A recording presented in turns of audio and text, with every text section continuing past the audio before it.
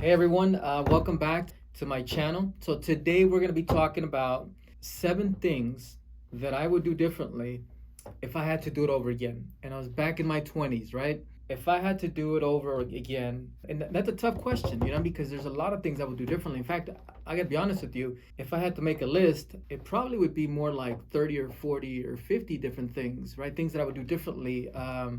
If I could turn back time. Some things, I recognize that some things you just don't want to change, right? Because there's some things that are almost like there's things that are mistakes that we make along the way that are actually incredibly valuable in the long run because of what they teach us, right? So don't get me wrong. I mean, I'm grateful for all the mistakes and all the stumbling blocks and all the challenges and hurdles and all that good stuff, right? I'm grateful for all of that. But you know what? I think that if I could have been better at these 7 that I'm gonna share with you guys, I think I would have still made more mistakes, right? I'd have a different list, but I'd be further along. So by the time I was in my late 20s, right? If I had made these changes in my early 20s. So without further ado, here we go. Number 1 is I would work out daily. When I was in my early 20s, I thought it was just an aesthetic thing, right? Just I want to, people that work out every day or almost every day, it's all about getting in shape and looking good, and that's not the case. Now I realize that there's so much more to it, right? It's a mental thing, and the mental is actually so much more important and valuable in the short run and in the long run than is the aesthetic part of working out every day. So no question about it. If I could go back, I would work out every single day. So anyways, that's number 1. Number 2 is I would have a powerful morning routine. And what I mean by that is not a morning routine where you get up and you're like, you're tired and you're sleepy and you're grumpy or whatever, and you get up and you're like, oh, I got to do this and I got to take a shower and that's not what I'm talking about. I'm talking about a powerful morning routine where, yeah, you do the stuff that you got to get done, like taking a shower and all that other stuff. But also you say, well, I'm going to the gym.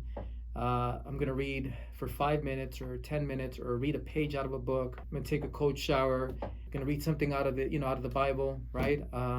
There's all kinds of little like nuances, little things that you can sprinkle as part of your morning routine, right? That you do intentionally and deliberately, right? You plan these things out that could really set you up for the rest of the day. So powerful stuff you could do. So that's huge, right?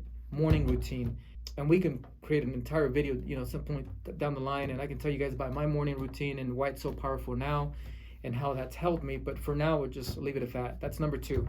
Number 3, and this one's big, and all of them are important, right? But I've always been very resourceful and hungry, and I love entrepreneurship and I love business, and pretty much every business that I've tried has been successful in some form, right? And financially, all of them have been successful to some degree, right? It's all relative, right?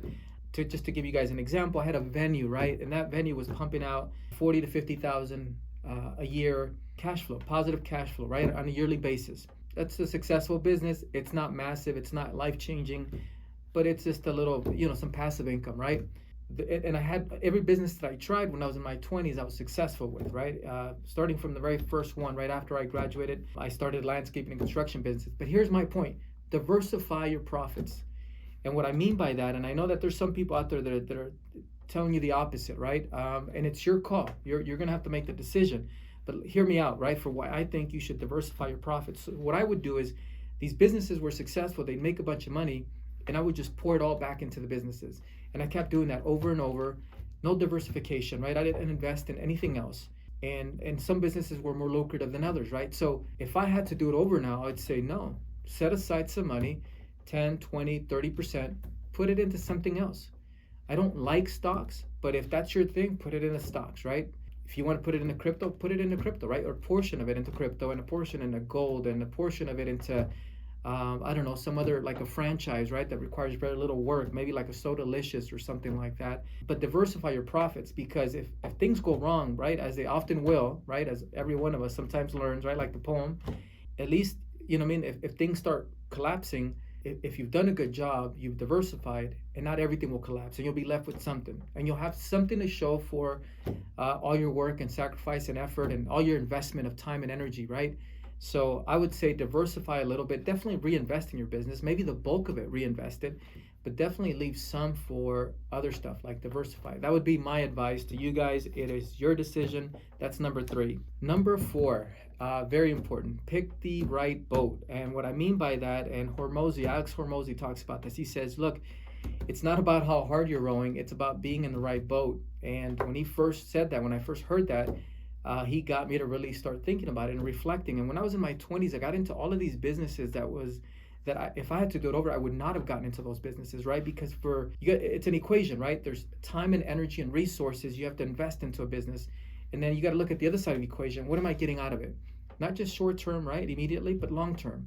And you want to get into a business where that equation is lopsided, right? Where you have to put less, especially in the long run, but generally speaking, right? You want to be able to put in as little time, energy, and resources into a business and have it be where the leverage, because of any number of reasons, right? Like right now we're in commercial real estate, right? So it takes a little bit more energy than residential, but wow, the payoff is huge, right? It's not twice as much or 3 times as much. The payoff could be 10, 20, 30 times as much as it would be if I, was doing residential. So I would get into the right boat. Make sure that equation is lopsided, that the payout on the back end, on the second half of that equation, it's significant. And if not in the beginning, at some point down the line, right? So people that are into writing code, right, they get that, right? If they have their own business and they're writing code or they're creating a software of some sort or an application, a lot of time and energy put in. But if it's something that a lot of people are going to use, it's huge, right? Because on the back end of it, like the payout is huge, it's massive. Where, for example, if you set up a hot dog stand, right, and you got to sit there, in front of, let's say you're in front of a venue or something, 6-8 hours, a day or whatever it is, and you look at the payout, yeah, you might make pretty good money, but man, that's a lot of time and energy and resources spent on doing that. Now, obviously, there's ways of leveraging and so on and so forth, but I'm just using that as an example. I hope you guys get the point. Is get into the right boat, look for stuff where you can really leverage your time, where you're getting paid a lot for your time, especially once you get really good, right? Because no matter how good you are at selling hot dogs, there is a ceiling there, right? As far as how much you can make, and then you have to be real good at scaling, and it gets complicated, right? Because any number of factors. That's not the point of this video. You can, I'm sure, figure it out. So anyways, number 4 is get into the right boat. Pick the right business, essentially. Number 5, and in fact, it ties in with number 4 a little bit.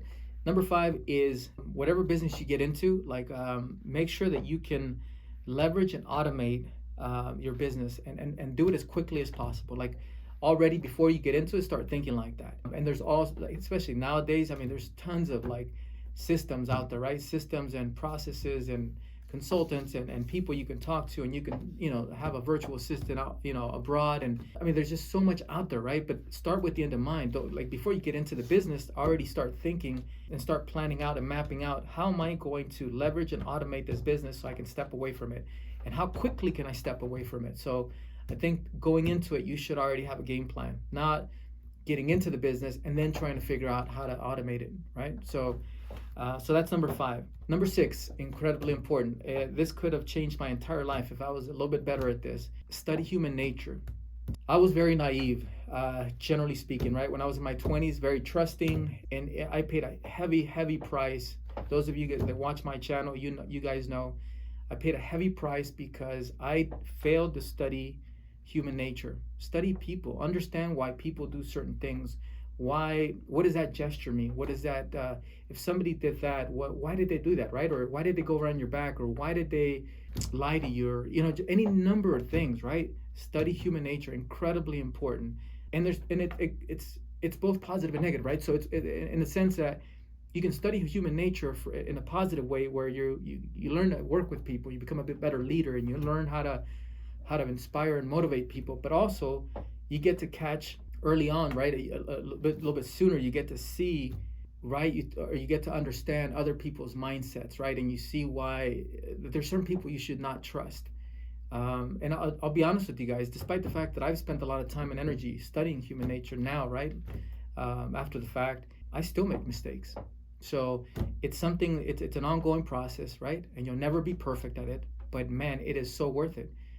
Because if you make a mistake in judging the wrong person, it could destroy your entire business, and worse. And worse. So it's important to study human nature. I would have read some books on it. I would have watched some videos on it. I would have maybe talk to some, I used to like talking to older people, but that was not a topic that I would discuss with them, right? So spend some time, study human nature. That's number six. Number seven, and I've heard some other people talking about this one, and it's very important. Didn't realize this in my 20s. It's important, right? And I'm gonna talk to the guys right now, right? And it doesn't have to be, right? But I'm just talk to the guys because that's the example that I'm gonna give you guys.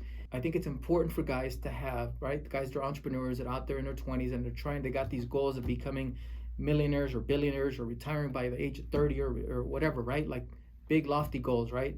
That's what I'm talking to, right? If your goal is to if your goal is just to make 60,000 a year someday and then just do that for the rest of your life, I'm not talking to you, right? I'm talking about those of you that have big dreams, big goals. It's important to have a mastermind group, and if you can't find a mastermind group, you create your own. And what am I referring to? It's a group of guys that are on the same journey as you. It's so important, and it's more than what you think, right? It's not just for the camaraderie or whatever. It's for all sorts of things, right? Sometimes you'll get discouraged and you're like, man, you know what I mean? Because even as an entrepreneur, and I have some grit, right? I can withstand rejection and pain and failure and all this stuff, right? Like, but even I sometimes will need, right, some encouragement, or will need to be able to feed off of somebody else's optimism and energy. I didn't realize that in my 20s. I thought I was solid. I thought I'm good, right? I can, you know what I mean? When I went through tough times, I just stuck with it, right? Stuck with it, and was able to just kind of break through still without having a support group or a mastermind group.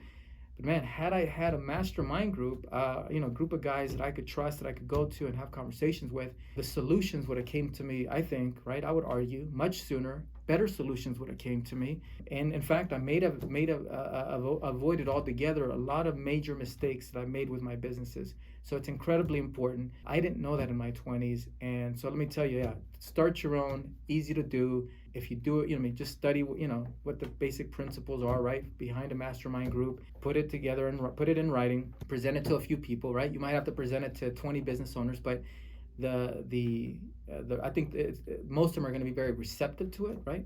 I think you'll have an easy time recruiting to put together a group to accomplish this goal. So very valuable. Hope this video was useful to you guys.